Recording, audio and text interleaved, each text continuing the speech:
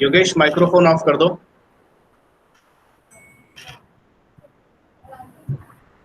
Yes sir. Okay,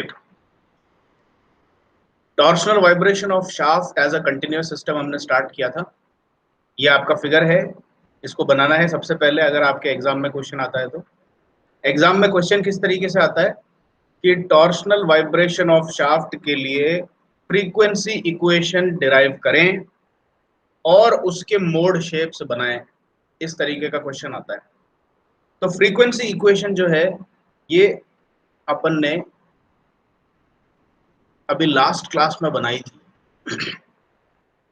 sorry, frequency equation अभी अपनी बनी नहीं है, अपन ने सिर्फ इसका जनरल सॉल्यूशन तक निकाल के रखा हुआ है।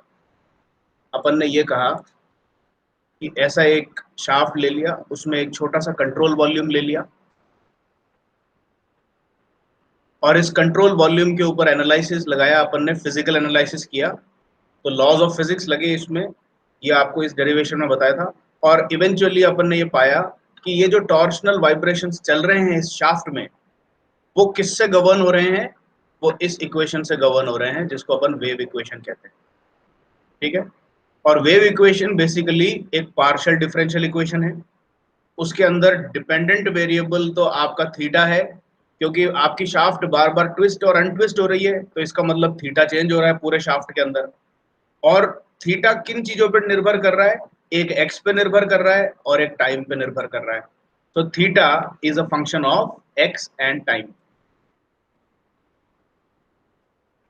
तो आपने कहा कि भाई अब इसका सॉल्यूशन बताओ, तो इसका सॉल्यूशन अपन ने किया वेरिएबल सेपरेबल मेथड से। और वेरिएबल सेपरेबल मेथड स्टार्ट करने के लिए आप हमेशा अपने सॉल्यूशन को इस तरह से एज्यूम करके चलते हैं। आपने एज्यूम किया कि let theta be a function of some capital X and capital T, where capital X is a pure function of X and capital T is a pure function of time. तो ये separate functions हैं। फिर इसका solution अपन ने पिछले class में discuss कर लिया था और फाइनली ये पाया कि आपका जो वेव इक्वेशन था, उस वेव इक्वेशन का सॉल्यूशन ये है। तो ये आपने दो पार्ट्स अपने फिनिश कर लिए। अब तीसरे पार्ट पे अपन मूव ऑन हो रहे हैं कि आपका सॉल्यूशन तो आ गया, अब ये अपन ने सॉल्यूशन ले लिया, यहाँ पे अलग से सॉल्यूशन ले लिया। अब मेरे को कोई एक जना माइक्रोफोन ऑन करके ये बताए कि इस सिस्टम में आपकी कितनी ओमेगा एन वैल्यूज है। ये अपन ने पिछले बार डिस्कस किया था। ओमेगा एन इनफाइनाइट है, omega n one, omega n two, omega n three, ऐसे करके इसकी इनफाइनाइट ओमेगा एन वैल्यूज निकलेगी। ठीक है, अब आपका काम यह है कि कोई एक ऐसा फॉर्मूला तो डिराइव करके बता दो जो आपकी ओमेगा एन की इनफाइनाइट वैल्यूज को प्रोड्यूस करने में सक्षम हो, और इसी को अपन बोलते हैं फ्रीक्वेंसी इक्वेशन। यानी कि अगर आपके आरटीयू में क्वेश्चन ये आता है derive the frequency equation of torsional vibration of shaft, तो आपको वो फॉर्मूला डिराइव करके दिखाना है जिस फॉर्मूले से आप जो मर्जी आए ओमेगा एन की, आपसे कोई पूछे 150वीं फ्रीक्वेंसी जरा निकाल के बताओ, तो आप उसमें एन की वैल्यू 150 रख दो और आपको ओमेगा 150 मिल जाए, यानी कि ओमेगा एन 150 मिल जाए, यानी कि इसकी 150th नेचुरल फ्रीक्वेंसी इस टॉर्शनल वाइब्रेशन की मिल जाए। तो अपन को वो फॉर्मूला जो डिराइव करना है वही अपना अब अगला नेक्स्ट ऑब्जेक्टिव है। तो अपन ने ये देखा कि ये मेरा सॉल्यूशन है। ठीक है, अब इसमें देखो ये ओमेगा एन तो बस अपनी जगह पे बैठा है, यहाँ पर ओमेगा एन बैठा है आपका। अब इस ओमेगा एन की ये चार जगह बैठा है ओमेगा एन, और ये देखो इस बॉक्स को पहले अच्छी तरह से समझ लो। थीटा तो सॉल्यूशन है और वो एक्स और टी दोनों का फंक्शन है। ये पूरा बॉक्स देखो, यहां से लेके यहां तक ये सिर्फ एक्स का फंक्शन है, और यहां से लेकर के यहां तक जो दूसरा बॉक्स मल्टीप्लाई हो रहा है ये सिर्फ टाइम का फंक्शन है। तो जैसा अपन ने एज्यूम किया था starting of the second part of solution में, आपने कहा था कि थीटा जो है इसको अपन एज्यूम कर रहे हैं as a product of some capital X and capital T. तो ये बॉक्स जो है ये कैपिटल एक्स है और ये बॉक्स जो है ये कैपिटल टी है। यही मिला है आपको सोल्यूशन में। ठीक है, अब अपन को चलना है कि भाई इसकी फ्रीक्वेंसी को डिराइव करने के लिए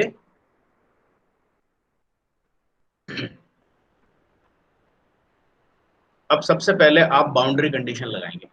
तो आपको अगर कोई आरटीयू में एग्जाम में क्वेश्चन आएगा तो साथ में एक बाउंड्री कंडीशन और लगा करके आएंगे।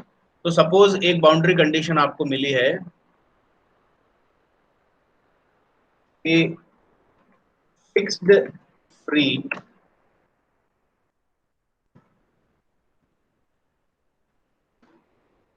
Boundary condition. अब आपको फिक्स्ड फ्री बाउंड्री कंडीशन मिली है, बोला कि भाई आपका टॉर्सनल वाइब्रेशन तो हो रहा है लेकिन वो इस तरह से हो रहा है कि उसकी एक साइड को तो फिक्स कर रखा है और दूसरी साइड को फ्री कर रखा है। तो इसका मतलब है कि आपको वर्बली ये जो स्टेटमेंट एग्जाम में आया है उसको इस तरह से अज्यूम करना पड़ेगा कि आपका शाफ्ट जो है वो लेफ्ट साइड से फिक्स्ड है और राइट साइड से फ्री है। This is your shaft.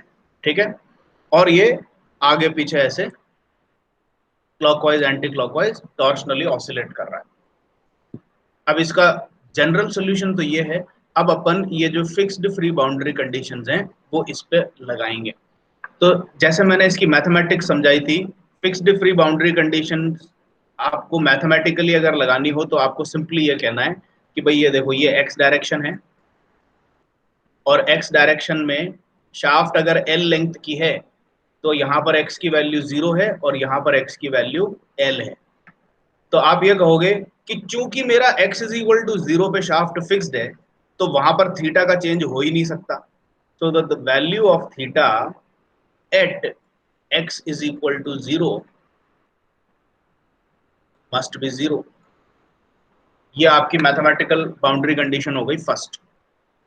अब दूसरा साइड फ्री है और फ्री साइड को मैंने आपको पिछली बार समझाया था कि कभी भी फ्री एंड की बाउंड्री कंडीशन आपको लगानी हो तो आप इसको याद रख सकते हैं कि जो भी डिपेंडेंट वेरिएबल है उसका variation with respect to x जो है उसको 0 कर दो।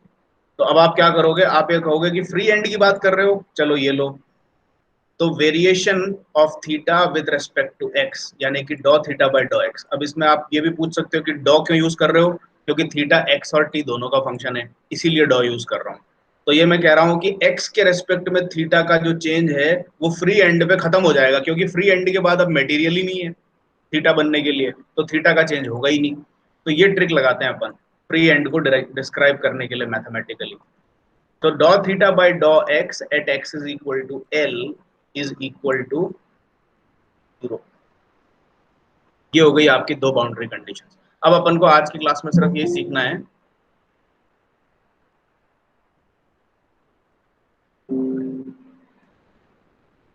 कि ये दो बाउंड्री कंडीशंस को मैथमेटिकली कैसे लगाते हैं। ये बहुत आसान है, इंटरेस्टिंग है।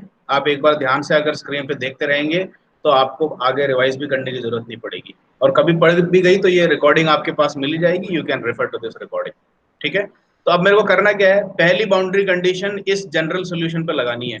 ये देखो theta is equal to this multiplied by this, और इसमें मेरे को क्या करना है, इस पूरे एक्सप्रेशन में मेरे को x की वैल्यू 0 रख देनी है। और जब मैं इसमें x की वैल्यू 0 रखूंगा तो ये थीटा खुद 0 हो जाएगा। ठीक है, तो अब मैं पहली बाउंड्री कंडीशन अप्लाई कर रहा हूं, आप देखते रहें, और कहीं पर भी नहीं समझ में आए तो आप मेरे को बोलना। तो मैं ये कह रहा हूं कि थीटा की वैल्यू हो जाएगी 0 कब, जब मैं इस x को इस पूरे इक्वेशन में 0 रख दूंगा। अब आप एक चीज नोट करें, ये वाला जो पार्ट है इस पार्ट में तो कोई x है ही नहीं, तो इस पूरे पार्ट को आप x 0 रख रहे हो, x l रख रहे हो, ये देखो दोनों बाउंड्री कंडीशन x को रिलेट करती है, टाइम से तो कोई बात ही नहीं कर रहा है। तो आपने क्या करना है, ये जो पूरी क्वांटिटी है इस पूरी क्वांटिटी को आप अभी टेम्पोररीली एक कांस्टेंट की तरह से ट्रीट कर सकते हैं। तो अब मैं सबसे पहले तो क्या करूंगा, ये जो पूरा बॉक्स है इस पूरे बॉक्स को बार बार लिखने की बजाय कि भाई C sine omega T plus D cos omega T, इस पूरे को मैं एक आर्बिट्ररी कांस्टेंट बना लेता हूँ, लेट अस से के।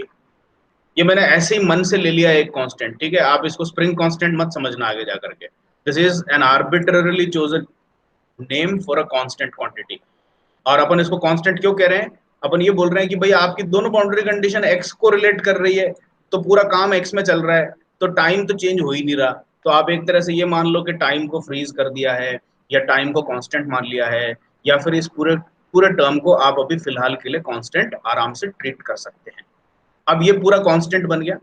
अब इस कांस्टेंट को ले जाकर के मैं इस ए से और बी से मल्टीप्लाई कर देता हूं।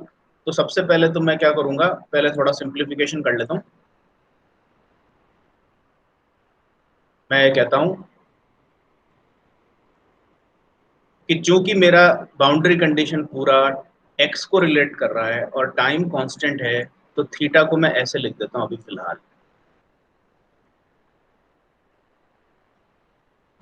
Capital A sine omega x. अब ये ओमेगा एन मैं बार बार नहीं लिख रहा, मैं सीधे बस ओमेगा लिख रहा हूं, divided by c plus B cos omega x by सी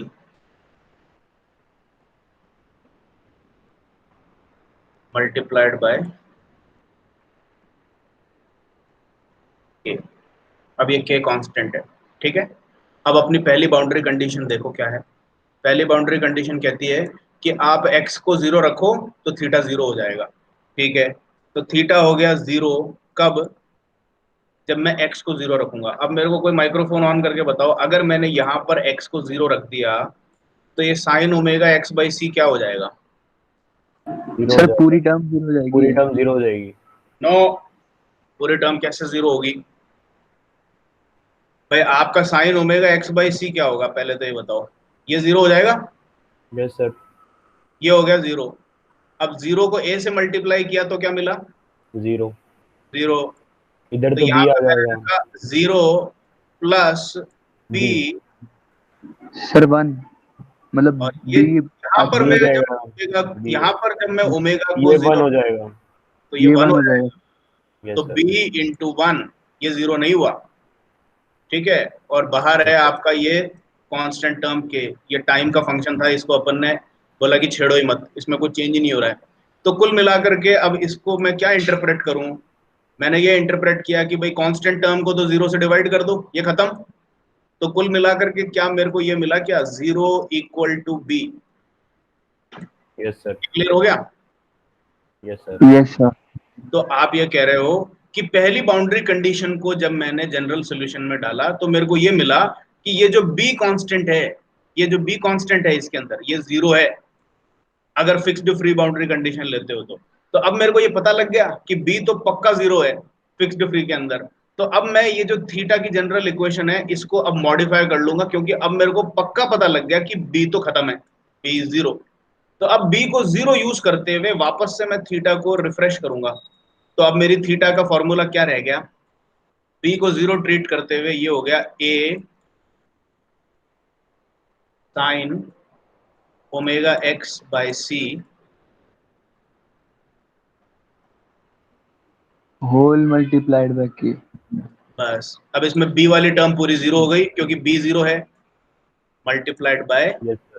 के। अब मेरा थीटा ये रह गया। अब मैं आता हूं सेकंड बाउंड्री कंडीशन पे। अब सेकंड बाउंड्री कंडीशन जो है वो थीटा पे नहीं लग रही, वो डॉ थीटा बाय डॉ एक्स पे लग रही है। तो सबसे पहला काम क्या करना है, सेकंड बाउंड्री कंडीशन लगाने के लिए मेरे को थीटा से डिफरेंस। पहले मेरे को डॉ थीटा बाय डॉ एक्स निकालना पड़ेगा। तो अब आप मेरे को इसका डिफरेंशिएशन करके करेक्टली बता दो क्या आएगा। डॉ थीटा बाय डॉ एक्स बताओ क्या पहले क्या आएगा ये बताओ। मैं इसको साथ साथ करता हूँ, के तो कांस्टेंट है, तो ए आप देखते रहो, चाहिए तो आप बता देना, हो कोई कंफ्यूजन हो तो पूछ लेना, ठीक है। ये cos omega X upon C. Omega by C बाहर आ गया, फिर उसके बाद मल्टीप्लाई होगा cos omega X X upon. By ये सही है क्या, देख के बता दो सब। Yes sir. जो डिफरेंशिएशन मैंने किया है, do you yes agree sir. With this? Yes sir. Yes sir. ठीक है। अब मेरे को चूंकि डॉ थीटा बाय डॉ एक्स मिल गई है, अब मैं ये बाउंड्री कंडीशन लगा सकता हूं। अब ये बाउंड्री कंडीशन क्या कहती है? ये कहता है कि x की वैल्यू को l रख दो, किसमें? डॉ थीटा बाय डॉ एक्स के एक्सप्रेशन में। तो डॉ थीटा बाय डॉ एक्स खुद जीरो हो जाएगा, ये कहती है बाउंड्री कंडीशन। ये फ्री एंड की बाउंड्री कंडीशन है। तो अब मैं क्या करूंगा, मैं ये कह रहा हूं कि डॉ थीटा बाय डॉ एक्स जो है ये हो जाएगा मेरा 0 कब, जब मैं इस x की जगह पे स्मॉल l रख दूंगा। तो ये मिल गया मेरे को a omega by c cos omega l by c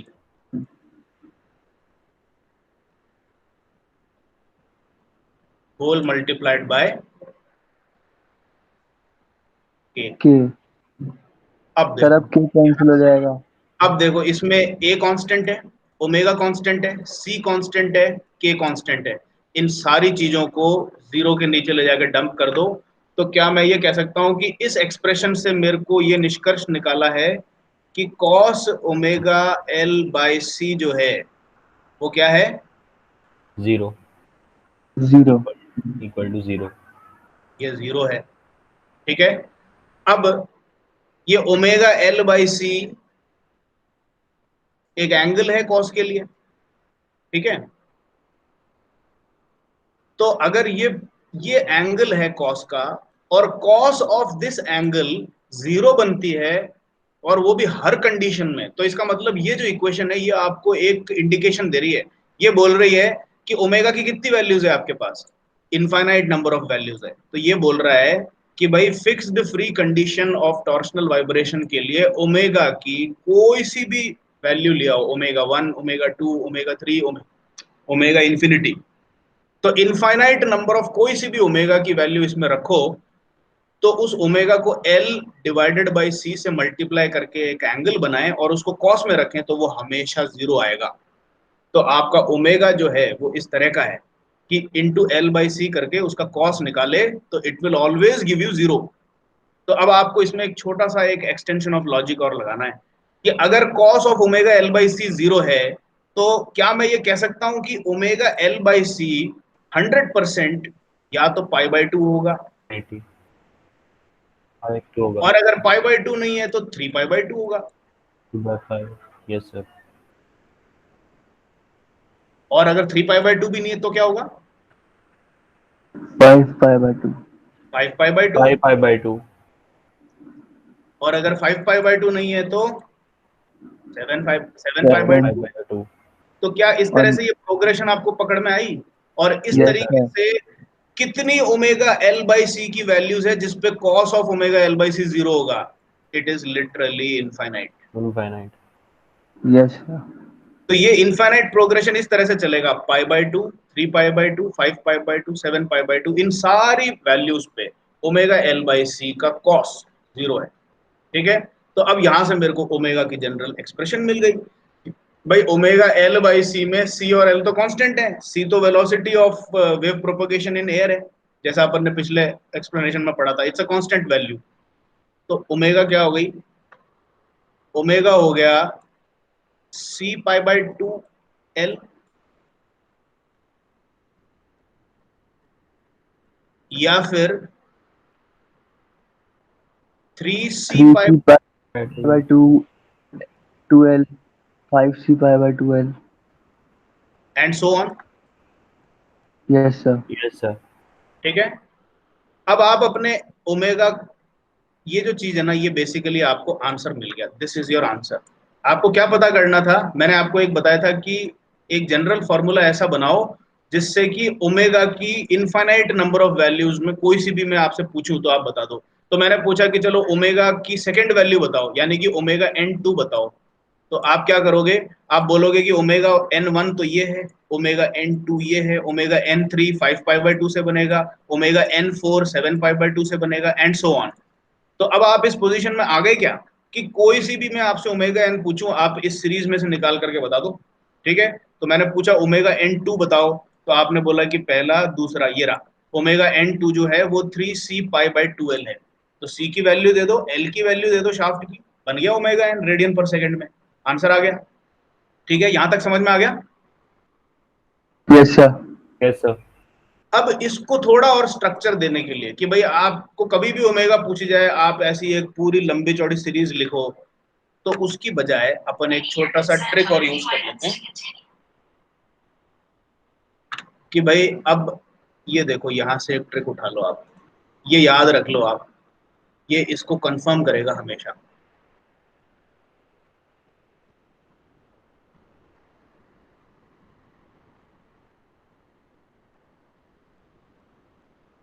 omega n is equal to 2n-1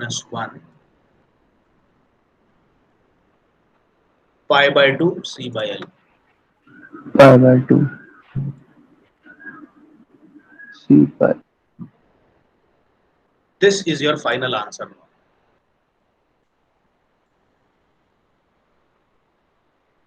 ऐसे सीरीज में लिखने की बजाय आप देख लो, आप उसको एक स्मॉल एन के टर्म्स में कन्वर्ट करके एक single frequency equation, this is your frequency equation, जो आपके आरटीयू में क्वेश्चन जनरली पूछी जाती है, ये पूछी जाती है कि derive the frequency equation for torsional vibration of shaft या लॉन्गिट्यूडनल वाइब्रेशन ऑफ बार या फिर ट्रांसवर्स वाइब्रेशन ऑफ स्ट्रिंग, जो आपके 3 टॉपिक सिलेबस में है, उन सब का डेरिवेशन बिल्कुल डिट्टो ऐसा ही है। यही सेम फ्रीक्वेंसी इक्वेशन आएगी, यही सेम बाउंड्री कंडीशंस आएगी, वही सेम वेव इक्वेशन आएगी, बस वेरिएबल चेंज हो जाएगा। थीटा की जगह पे लॉन्गिट्यूडनल वाइब्रेशन ऑफ बार है तो थीटा की जगह पे एक्स डायरेक्शन में चेंज आ जाएगा। ट्रांसवर्स वाइब्रेशन ऑफ स्ट्रिंग है तो वाई डायरेक्शन में डिस्प्लेसमेंट आ जाएगा। टॉर्शनल वाइब्रेशन ऑफ शाफ्ट जो अभी अपन कर रहे हैं तो उसमें थीटा आ जाएगा। तो जहां पर कभी थीटा आ जाएगी, कभी कैपिटल एक्स, कभी कैपिटल वाई, बस ऐसी चीजें चेंज हो रही है, बाकी पूरा डेरिवेशन बिल्कुल डिट्टो सेम है। अब ये है, आपको फ्रीक्वेंसी इक्वेशन मिल गई ओमेगा एन 2n-1 π/2 c/l। अब आपको कभी भी इसमें बनाना हो, आप देखो फर्स्ट फ्रीक्वेंसी पूछे बताओ क्या है, तो n क्या रखोगे, 1, n इक्वल टू 1 रखो। इसमें n इक्वल टू 1 रखा तो बताओ क्या बना फ्रीक्वेंसी,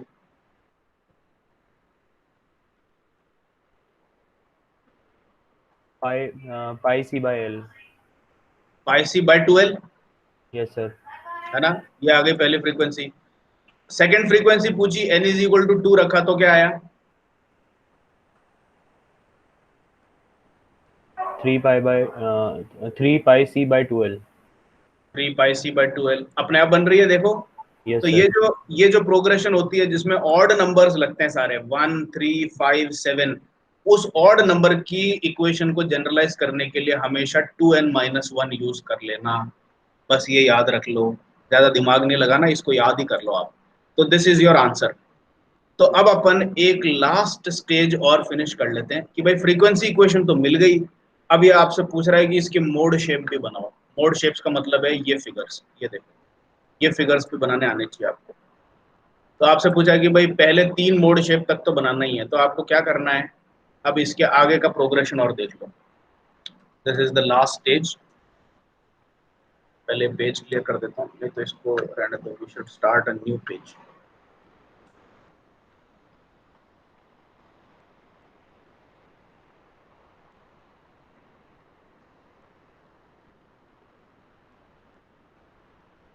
ओमेगा एन की जनरल फॉर्मूला है आपकी 2n-1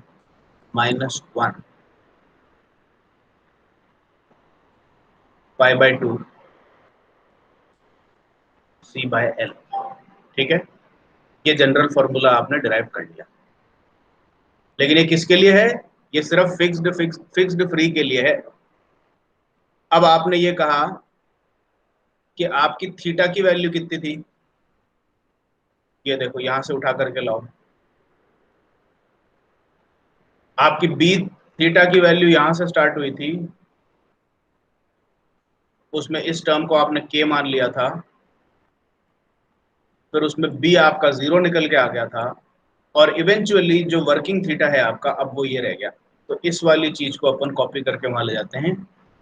आप ये कह रहे हो कि आपकी थीटा जो है वो अभी करंटली क्या है, a sin omega x by c a sin l, l into k।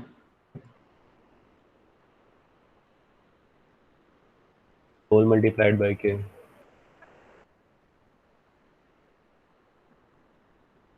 ये है आपकी थीटा अभी, ठीक है। अब इस थीटा से मोड शेप बनाते हैं। आपके पास फ्रीक्वेंसी का फॉर्मूला आ गया है, थीटा का फॉर्मूला आ गया है।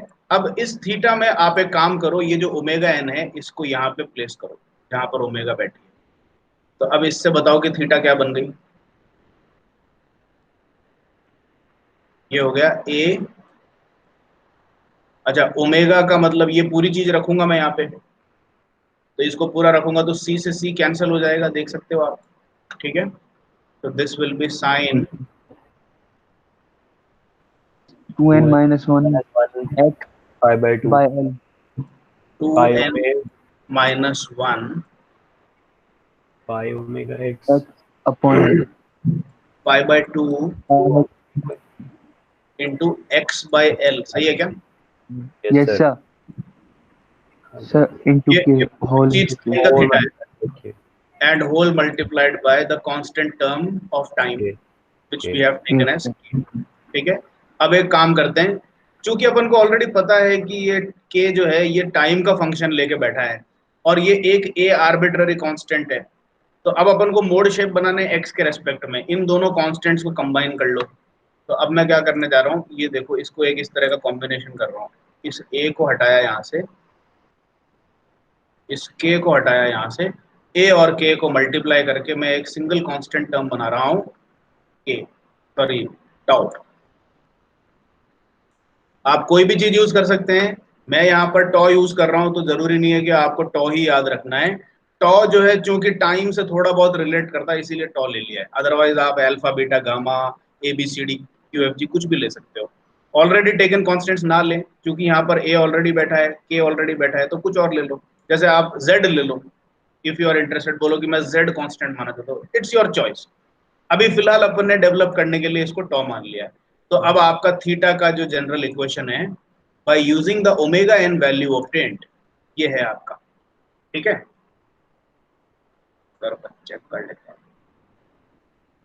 ये देखो, तो अब आपकी यही थीटा आ रही है जो अपन ने डेरिवेशन में यहाँ पर लिखा हुआ है। इस डेरिवेशन में मैंने इतना डिटेलिंग नहीं किया हुआ जितना मैंने यहाँ पर किया है, ठीक है। तो यहाँ पर आपको ये जो डॉक्यूमेंट था, ये जो मैंने आपको ऑलरेडी प्रोवाइड किया हुआ डॉक्यूमेंट है, उस डॉक्यूमेंट के हिसाब से देखो ये पूरी कहानी इतनी श्रिंक कर दी मैंने, इसी के अंदर इतने से पार्ट में मैंने ये जो पूरी कहानी थी ये पूरी कहानी श्रिंक कर दी। You don't have to go into all this explanation, ये आपको समझाने के लिए था। आप बाय चांस, जैसे अभी तो फिलहाल ऐसी बातें चल रही है कि आपके शायद एग्जाम ना होंगे, और अगर बाय चांस हो भी जाते हैं and if you want to remember for some future purpose, इसको बिल्कुल अपनी इंफॉर्मेशन को श्रिंक करें और इतने से पार्ट में एंड में ही बस ये बता दें कि भाई ये आ जाता है थीटा फिक्स्ड बाउंड्री कंडीशन के लिए, tau sin 2n minus 1 pi x by 2l, ठीक है, 2n minus 1 pi x by 2l, बस इतनी सी बात है। अब आपको क्या करना है, अब आपको बनाना है एक एक मोड शेप। मोड शेप बनाने का मतलब है कि इस थीटा की इक्वेशन में n को 1 रखोगे तो ये फिगर बनेगा, इस थीटा की इक्वेशन में n को 2 रखोगे तो ये फिगर बनेगा, इस थीटा की इक्वेशन में n को 3 रखोगे तो ये बनेगा। अब देखो यहीं से देख लो आप, इसमें ये दिख रहा है क्या आपको पेज, अब क्लियर है? yes sir अब यहाँ देखो, n की वैल्यू 1 रखो इसमें, तो यहाँ पर क्या बनेगा, tau into sine pi x by 2 है, 12 yes ठीक sir है। अब इसके लिए आपको कैसे बनाना है, ये फिक्स्ड एंड है, ये फ्री एंड है, ठीक है। अब इसका ये फिगर कैसे बना, आप इसमें कहीं पर भी x की वैल्यू डाल करके देख लो, x की वैल्यू l रखी तो क्या आएगा, अगर मैं x की वैल्यू को l रखता हूं तो थीटा क्या बनेगा,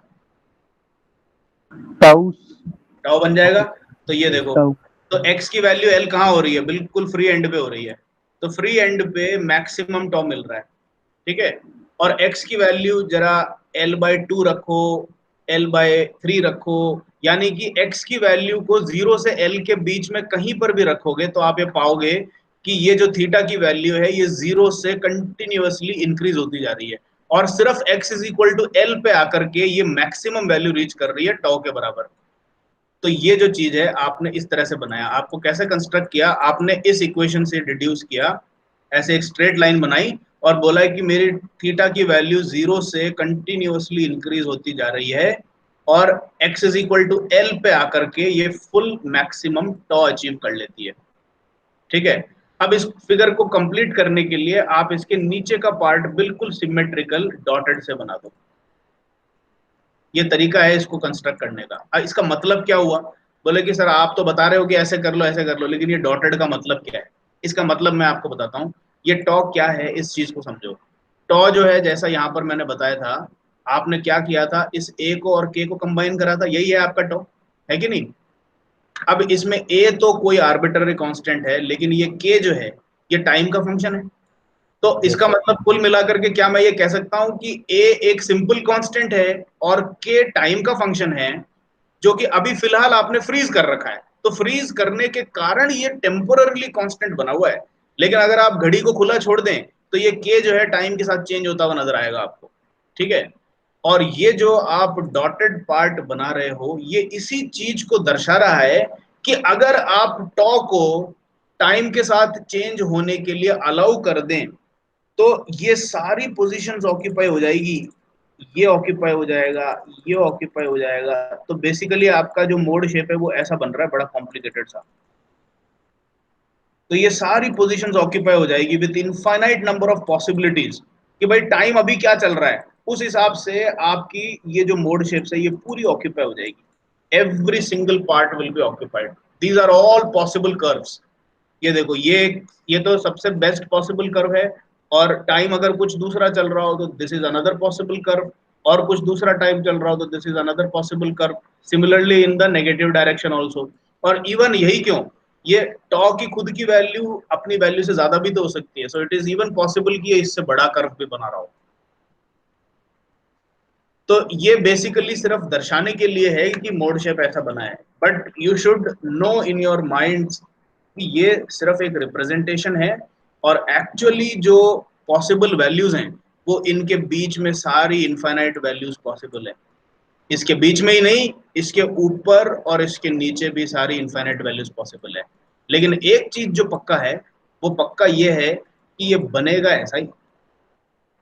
ये पॉसिबल है, ये पॉसिबल है, ये पॉसिबल है, ये सारे पॉसिबल तो हैं, लेकिन उसका शेप ऐसा ही आएगा। थोड़ा सा पतला मोटा हो सकता है, ये ऐसा ना हो करके ये ऐसा हो सकता है, ये ऐसा ना हो करके ये ऐसा हो सकता है, इतना पतला हो सकता है, लेकिन रहेगा ऐसा ही, इसी शेप में रहेगा। ये चीज समझ में आ गई आपको? मोड शेप का क्या लॉजिक है इसका? Are you following? Yes sir. yes sir. अब उसी तरीके से सेकंड मोड शेप बनाना है। सेकंड मोड शेप बनाने के लिए ये आपका थीटा का जनरल फॉर्मूला आ गया है। इस थीटा के जनरल फॉर्मूले के अंदर आपको n की वैल्यू क्या रखनी है? 2 रखनी है। तो n की वैल्यू 2 रखा तो यहाँ पे 4 आ गया, 4 माइनस 1 3, तो ये हो गया 3 पाई एक्स बाय 2l। ठीक है, अब 3 पाई एक्स बाय 2l के लिए आपको क्या करना है, इसका मैंने हिंट बना रखे हैं। भाई आपको कैसे याद रहेगा कि भाई 3 पाई बाय 2x है तो मेरा फिगर ऐसा बनेगा? आपको क्या करना है, ये एल लेंथ की लाइन बनानी है और 2/3 पर एक कट मारना है। अब उसके बाद ये मोड शेप ऐसा बनेगा, देखो ये पूरा एक कर्व आया, यहाँ पे नीचे को गया और यहाँ पर आकर के ये टॉप बन गया। अब आपको क्या करना है, इस कर्व को टाइम के साथ वेरी कराएंगे तो ये ऊपर नीचे पूरा बनेगा। तो ये डॉटेड लाइन इसका सिमेट्रिकल बनाया,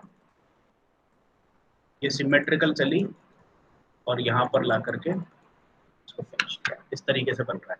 और जैसा मैंने पिछले वाले में एक्सप्लेन किया, ये कर्व तो बनेगा ही बनेगा, लेकिन इसके जैसे टॉ के वेरिएशन के साथ ये पूरी पॉसिबिलिटीज हैं, ये इससे ऊपर से बने तो इसका सिमेट्रिकल इसके नीचे से बनेगा, लेकिन बनेगा इसी शेप में। और ये पॉइंट नोडल पॉइंट बन जाएगा। इस पॉइंट पे आपकी थीटा की वैल्यू 0 है। कैसे है, डाल के देख लो। इस पॉइंट पे x की वैल्यू क्या है, 2l/3। तो x की वैल्यू 2l/3 रखोगे तो ये 3/2l से कैंसिल हो जाएगा और साइन पाई रह जाएगा। साइन पाई 0 होता है तो थीटा 0 आएगा। तो इस पॉइंट पे आपके वाइब्रेशन कभी नजर आएगा ही नहीं, सेकेंड फ्रीक्वेंसी पे।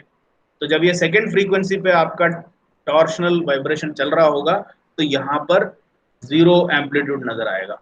अब उसी तरीके से इसको याद रखने के लिए तीसरा वाला कैसे बनाओगे, ये देखो। तीसरे वाले में आप n की वैल्यू को 5 रखोगे, सॉरी n की वैल्यू को 3 रखोगे, n की वैल्यू को 3 रखा तो 6 माइनस 1 5 पाई x बाय 12 आएगा। अब इन चीजों को याद रखने के लिए कि भाई ये मोड शेप कैसे बनाए, इसको याद रखना बहुत आसान है। यहाँ की फिगर को देख लिया करो, यहाँ पर 1 पाई है, यहाँ पर 3 पाई है, यहाँ पर 5 पाई है। तो यहाँ पर मैंने आपके लिए हिंट छोड़े हुए हैं कि कभी भी 3 पाई x बाय 12 वाला मोड शेप बनाना है तो आप तो क्या करो, आप अपनी रॉड लो और उसके 3 इक्वल टुकड़े कर लो, और अगर साइन 5 पाई x बाय 12 वाला मोड शेप बनाना है तो आप अपनी रॉड लो और उसके 5 इक्वल टुकड़े कर लो। ये एक छोटा सा ट्रिक है जिससे कि आपको याद रखना आसान हो जाएगा। 1 2 3, ये देखो 1 2 3 4 5 इक्वल टुकड़े कर दिए। ये 3 पाई x बाय 12 है तो 3 इक्वल टुकड़े कर दिए। ये 1 पाई x बाय 12 है तो एक ही टुकड़ा, ये पूरा फुल टुकड़ा हो जाएगा। ठीक है, अब देखो जब एक ही टुकड़ा है तो कहीं रुकना ही नहीं है, बिल्कुल एंड में जाके रुकना है। ये हो गया, ठीक है। और जब 3 टुकड़े हैं तो पहले टुकड़े पे तो मैक्सिमम आएगा, इस हम्प को कंटिन्यू करो, दूसरे टुकड़े पे 0 हो जाएगा, फिर यहाँ मैक्सिमम आएगा। अब इसका रेप्लिका बना दो। ठीक है, जब 5 टुकड़े हैं तो वही सेम कॉन्सेप्ट यूज करना है। पहले टुकड़े पे मैक्सिमम आया, दूसरे टुकड़े पे 0 हुआ, तीसरे टुकड़े पे मैक्सिमम आया, चौथे टुकड़े पे 0 हुआ और 5वें टुकड़े पे मैक्सिमम आया। अब इसका रेप्लिका बना दो।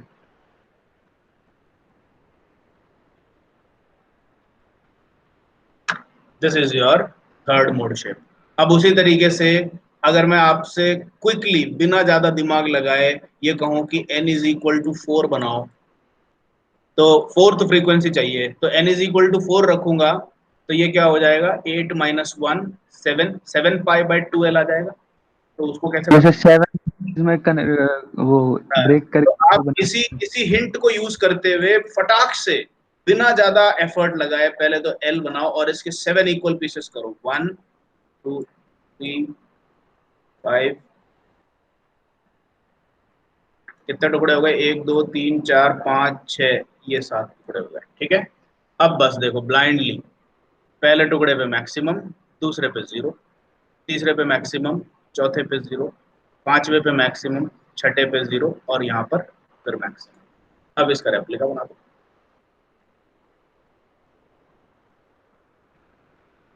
बस ये n इज इक्वल टू 4 के लिए बन गया। इस तरीके से अगर अब आपको n is equal to 4, n is equal to 5 कितने भी पूछ ले तो आप अब इस कॉन्सेप्ट को यूज करके आराम से इसको रिप्रोड्यूस कर सकते हो।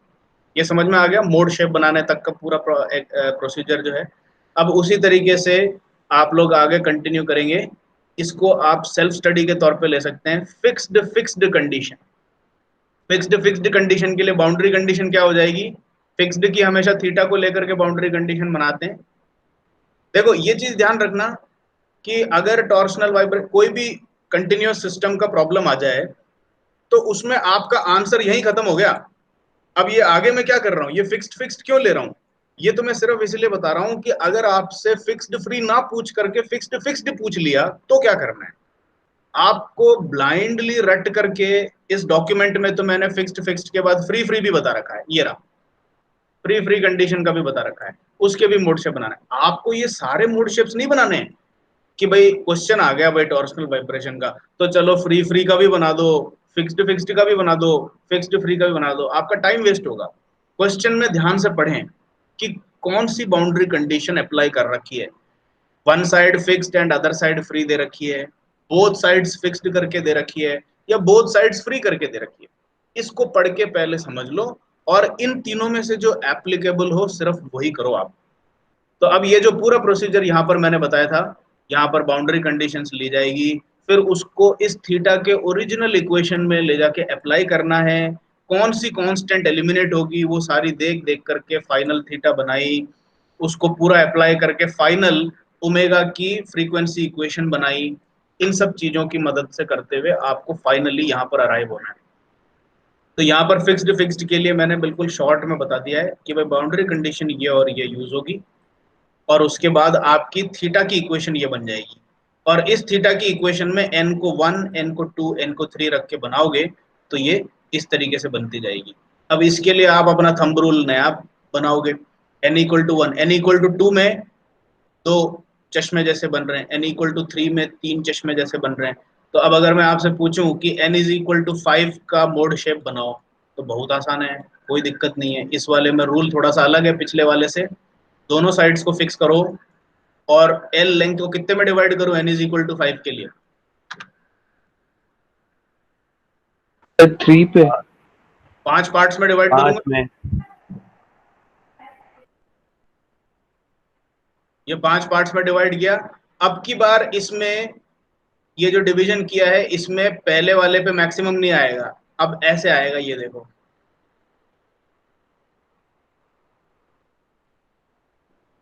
ऐसे आएगा।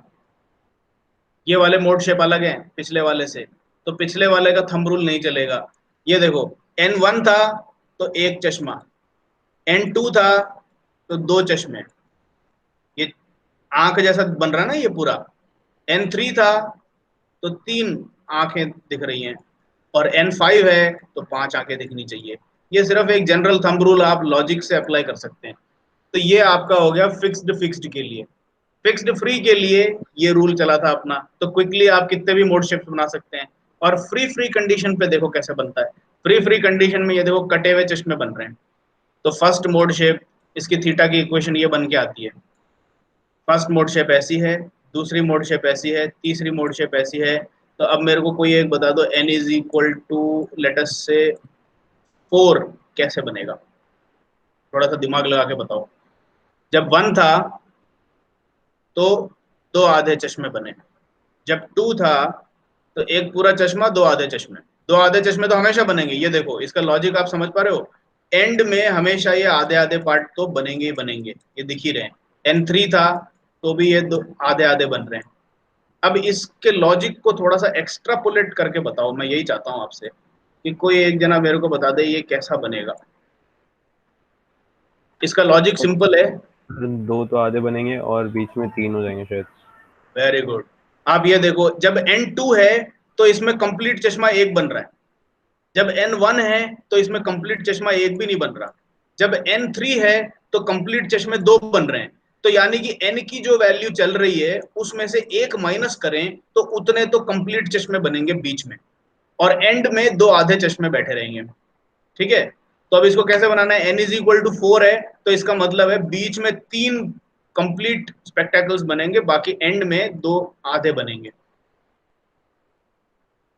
ये बनाया, इस एंड पे भी ये बनाया, 2 आधे हो गए। अब इसके अंदर क्या करना है? 1 2 3 पूरे बना दो, 1 2 3। ये सिंपल ट्रिक्स एंड मेजर्स हैं जो मैं आपको सिखा रहा हूं, जिससे कि आपको ये बनाने में आसानी होगी। वरना अगर मैं आपको सिर्फ इस पे छोड़ दूं ना, ये बोलूं कि भाई ये लो थीटा की इक्वेशन, अब अपना दिमाग लगा करके बिना किसी ट्रिक के बनाओ, अब यहां से मैंने ब्लाइंड कर दिया आपको। तो आप लोग खुद ही प्रैक्टिस करके देखना, आपको ऐसा लगेगा जैसे कि पूरा सहारा निकल गया आपके हाथ से, ये बहुत मुश्किल लगेगा। फिर आप x की वैल्यू 0 रखोगे, x की वैल्यू l रखोगे, x की वैल्यू l/2 रखोगे, कितनी वैल्यूज रखोगे, कहाँ कहाँ रखोगे, कैसे गेस कर पाओगे कि कहाँ पर नोड बन रहा है, कहाँ पर एम्पलीट्यूड फुल आ रहा है, कहाँ पर मैक्सिमम आ रहा है? ये सब चीजें गेस करना बहुत मुश्किल है। तो इसीलिए थोड़ा बहुत इसमें ट्रिक्स एंड टिप्स जो हैं वो याद रखना बेहतर है। ठीक है, तो ये मैंने आपको पूरी प्रैक्टिस करा दी एक बार इसकी, कि अच्छा एक इसमें ये चीज और छूट गई थी, आप अपने नोट्स को जब रेफर करोगे तो ये जो चीज है इससे ये डैश कहाँ से आया, हो सकता है आपको कंफ्यूजन हो। ये सिंपली मैंने क्या किया हुआ था, इस a को ले जाकर के इस c से मल्टीप्लाई कर दिया, इस a को ले जाकर d से मल्टीप्लाई कर दिया, तो ये आपका a इंटू सी तो c डैश हो गया और a into D D dash हो गया, उससे बनाइए। ये मैंने कहीं से कट पेस्ट करके ये डॉक्यूमेंट बनाया ताकि थोड़ा सा श्रिंक हो जाए, तो आप लोगों को थोड़ा सा कम याद रखना पड़े, इस तरीके से बनाया है। बट ये चीज आपको क्लियर हो गई क्या, अपन ने कैसे इस चीज को कंप्लीट किया है? Yes sir. ठीक है, अब मैं आपको, अब आगे की क्लास तो भगवान जानता है मंडे से क्या पता शायद क्लास रद्द हो जाए या नहीं हो। अगर क्लासेस के बारे में कोई ऐसी इन्फॉर्मेशन नहीं आती कि भाई कोई कैंसलेशन नहीं हुआ है, यू कैन कंटिन्यू टीचिंग, तो मंडे को भी अपन क्लास ज्वाइन रखेंगे। फिर ये आप लोगों की इच्छा है, it's your choice whether you want to join it और नॉट। लेकिन एक डॉक्यूमेंट मैं आपके लिए जरूर बना दूंगा, जिसमें कि अभी अपन ने क्या किया है, इस डॉक्यूमेंट में सिर्फ टॉर्शनल वाइब्रेशन को कवर किया है। अब मैं आपके लिए लॉन्गिट्यूडनल वाइब्रेशन ऑफ शाफ्ट और ट्रांसवर्स वाइब्रेशन ऑफ स्ट्रिंग का ऐसा ही एक complete document with written explanation, और बिल्कुल वैसा बनाऊंगा जैसा आपको बाय चांस अगर एग्जाम होता है तो एग्जाम में लिखना है, ठीक है। Only the useful part which has to be written, तो वो बना करके मैं आपको पक्का मेल कर दूंगा, क्लास हो चाहे नहीं हो। और अगर क्लास होती है तो अपन उस डॉक्यूमेंट को ऑनलाइन पढ़ाई भी कर लेंगे उसकी, ठीक है। Yes sir. तो आज अगर कोई डाउट है किसी चीज में तो आप पूछ सकते हैं, otherwise we can stop the meeting. वो मोड शेप्स के अंदर वो नेगेटिव में भी तो जा सकती है ना वैल्यू? किसमें वो मोड शेप्स के अंदर नेगेटिव में भी तो जा सकती है ना वैल्यू? बिल्कुल, इसीलिए तो अपन ने ये डॉटेड लाइन बनाई है, ये देखो ये नेगेटिव में जा रहा है ना। तो आपका जो मोड शेप एक्चुअली इस इक्वेशन से बनता है वो तो एक साइड ही बनता है। जैसे कि ये जो फिगर है ये कैसे बना है, ये अगर आप इस इक्वेशन को फॉलो करें तो ये इक्वेशन तो सिर्फ इतना सा कर्व देती है आपको, एक गया दूसरा गया और यहाँ पर मैक्सिमम हुआ, बस इतना सा ही देती है, ये इक्वेशन खत्म। अब बाकी तो आप अपना लॉजिक लगा रहे हो कि भाई ये टाइम के साथ वेरी हो रहा है, तो टाइम को अगर मैं वेरी करने दूं तो ये कर्व ऑटोमेटिकली नेगेटिव में जाएगा। तो ये डॉटेड मैं इसीलिए बना रहा हूं कि ये इक्वेशन ने तो नहीं दिया, but this is a simple logical extension कि this must go into negative also when time changes, when you allow the time to change. ये टॉ जो दिख रहा है यहाँ पर, जो टॉ लिया है, this is a function of time, और आपने अभी टाइम को फ्रीज किया है तो इसीलिए कांस्टेंट की तरह ट्रीट हो रहा है। लेकिन एक्चुअली टाइम को कोई फ्रीज कर सकता है क्या? कोई नहीं कर सकता, you are simply assuming it.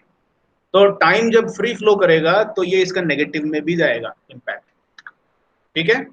Yes sir. तो shall we stop the meeting now? Yes sir. चलो, have a nice day, goodbye. You too, sir. Okay, thank you sir. Okay, thank you, sir. Okay.